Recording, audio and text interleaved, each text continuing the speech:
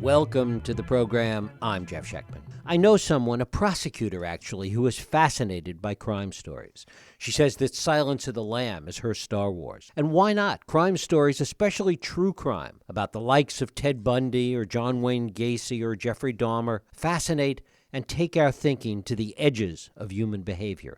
Understanding what makes these people tick truly stretches the human imagination. This is exactly what investigative reporter Maureen Callahan does in her new book, American Predator. Maureen Callahan is an award-winning investigative journalist who's covered everything from pop culture to politics.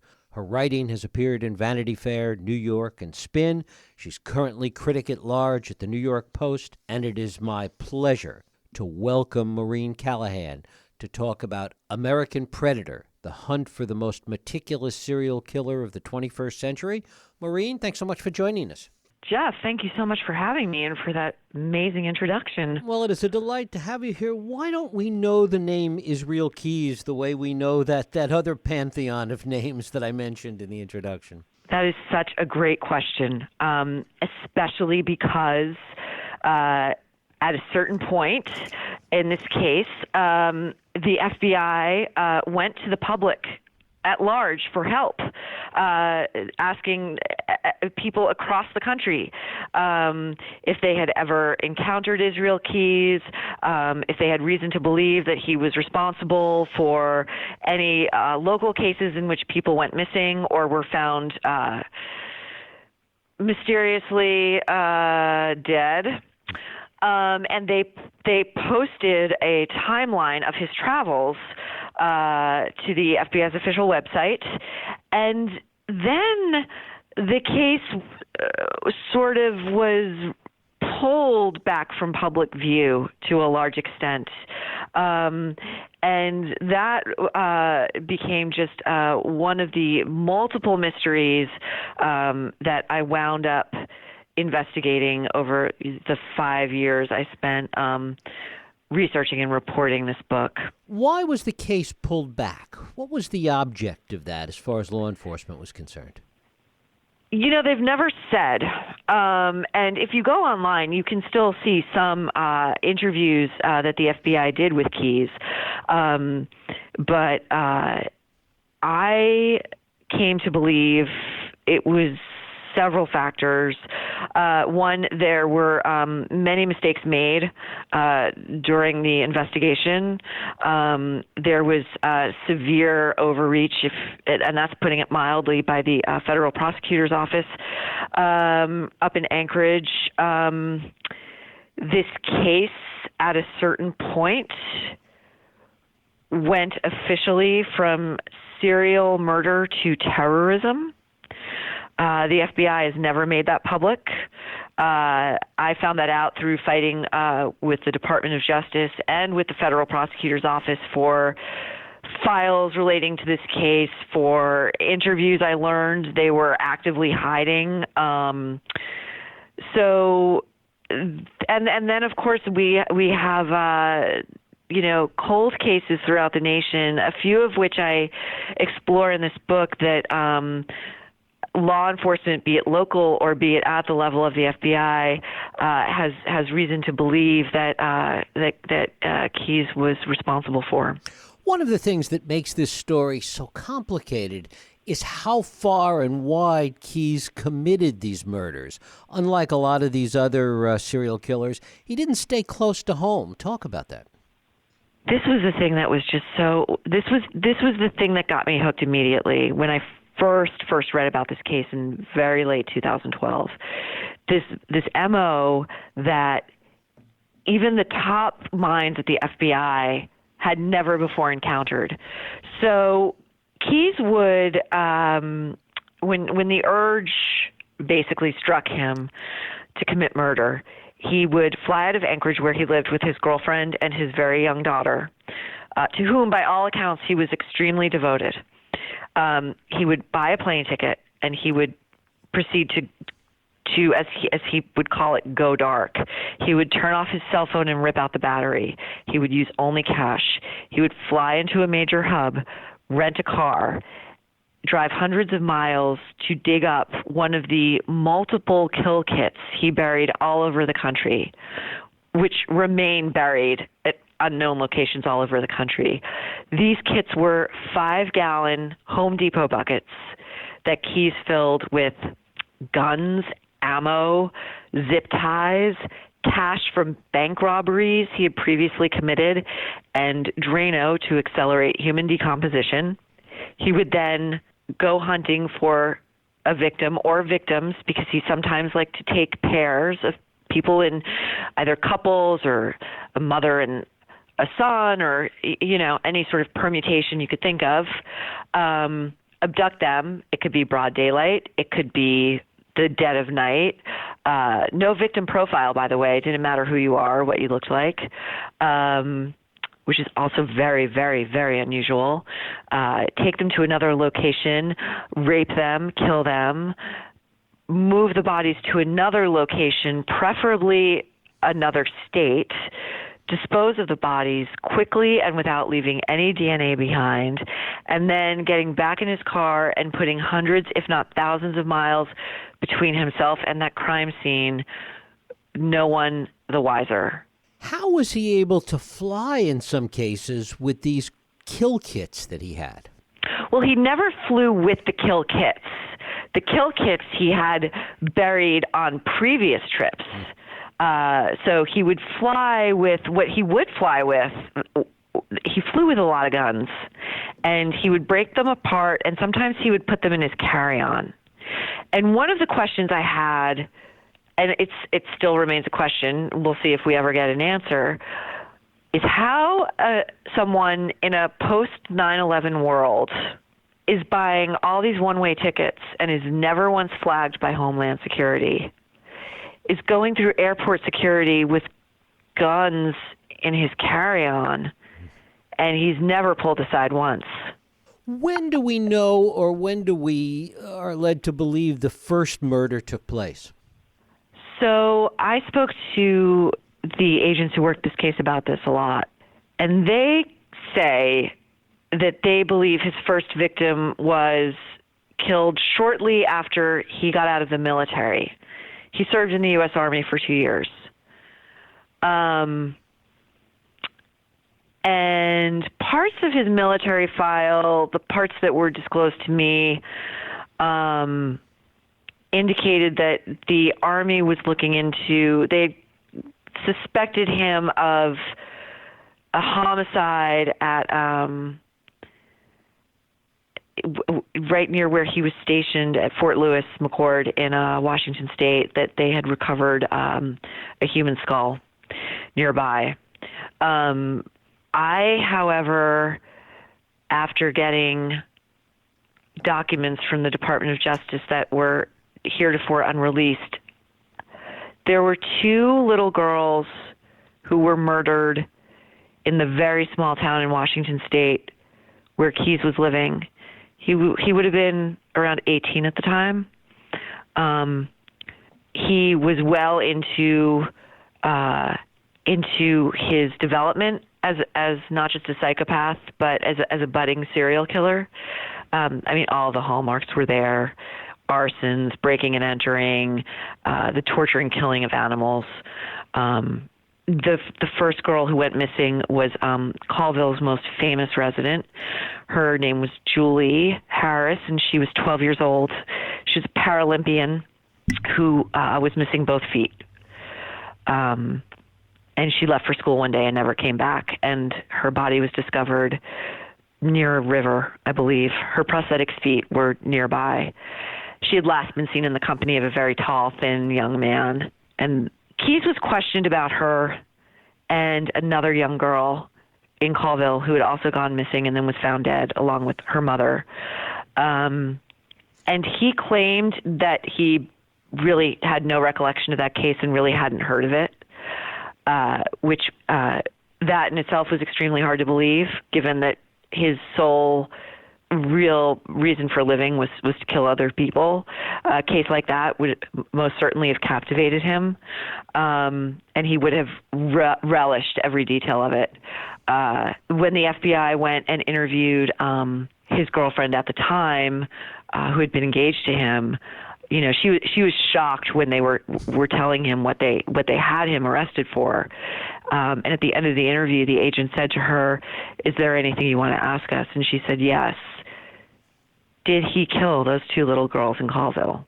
At what point did authorities realize they had a serial killer on their hands? At what point did they make the connection between some of these murders? Well, for Jeff Bell, who is one of the lead investigators on this case and a very, very seasoned investigator, it was immediate and it was instinctual. He told me he walked into the room shortly after Keyes' arrest in Texas, and he said, I felt the hairs on the back of my neck stand up. And he said, I knew this guy had done this before. And he was the one who sort of, every conclusion that he sort of reached the right conclusion sooner than any other investigator on that case, and they will all tell you that. So his instincts were pretty unerring, instincts plus experience. But one of the reasons I explore this power struggle between the FBI agents and the federal prosecutor for control of this case and control of this investigation, which they all knew was a potential star-making one, was that first formal interrogation of Keyes in the connection of the disappearance of a teenage girl from Anchorage. And they know, they can tell by his demeanor, they can tell by the cold-blooded way in which he's talking and reacting to his arrest that he's done this before. And they have very, very, very, very little evidence connecting him to her disappearance.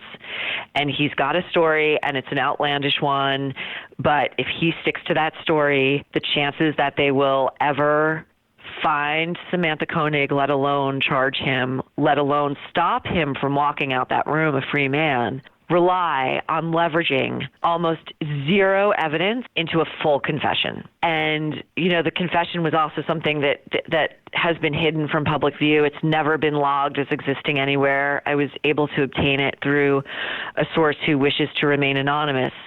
But you can read it in the book, and you can see how artfully and inartfully it can be done, because the federal prosecutor demanded that he was going to run it. He very quickly begins to indicate how out of his depth he is.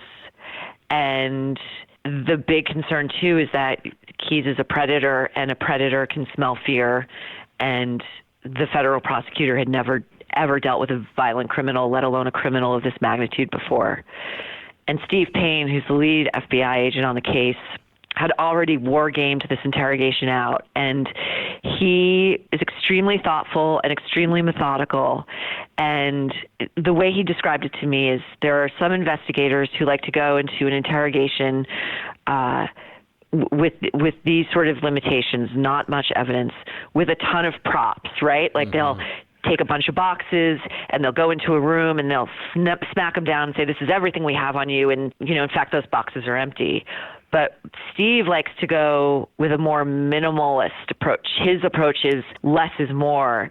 And counterintuitively, what he would do in that situation is sit there very calmly and quietly and just say, I'm not going to tell you everything we have on you. And you've experienced that power struggle. It's really among 3 people, Keyes, the prosecutor, and Steve Payne, and you experience it, and I really wanted the reader to feel like they were sitting like next to Steve Payne as he's like dying inside and struggling to stay calm, yet wrest control of this interview back before it goes off the rails and they lose any chance of finding Samantha. How much of it also had to do with Keyes getting a little bit sloppy at some point? Oh, yeah, definitely. You are right about that. He was, by his own admission, spiraling out of control by the time they caught him. The way he described it was that he would sort of, it sounds weird to say, but the most colloquial way I could put it is, it was like getting it out of his system, and he would commit a homicide or homicides, and then he would go rob a bank, which would sort of help him calm down even more, weirdly, and then he would be able to go home and resume his life as this construction worker and father and never raise an eyebrow. But towards the end, the urges were coming closer and closer and closer together. And the FBI calls Samantha Keyes' last known victim. But agents on the case, and Jeff Bell in particular, told me that he is convinced that Keyes took at least one, if not two, people in Texas after killing Samantha right before he was arrested. And one of those cases, which is very likely Keyes, is explored in the book, and I hope merits a reopening. What do we understand about Keyes' psychopathology and how it is both the same and even different in some cases from some of these other serial killers that we're more familiar with? Well, his methodology was certainly different. His psychopathy, I'm not quite sure. His intellect may be different, but he shares just about all the traits that a lust-driven serial killer would have. And they are all psychopaths. So, but to get to the root, I really wanted to get to the root, and I think this is related to your question of how and why he got this way. And, I sort of explore this idea in the book too, that the origins of psychopathy, what causes a monster like this to exist among us, it is an existential question that is hung over criminal profiling and investigations forever, and we still don't know very much. I was lucky enough to speak to the great legendary profiler Roy Hazelwood before he passed away, and I spoke to him about this case specifically, and I asked him, are they born or are they made? What do you think? And he said he didn't know. He didn't anticipate that we would know anytime soon. He said the earliest incidents he encountered of psychopathy was the case of a 3-year-old who had been caught by his mother in the act of autoerotic asphyxiation, and his mother took him to the pediatrician, who said, "Don't worry, he'll grow out of this," and that boy grew up to become a serial killer. I really wanted to explore Keyes' childhood and upbringing because I felt there would be some answer in that. Nothing was known about it when I was writing this book, and the 5-year span that I spent, I couldn't find anything.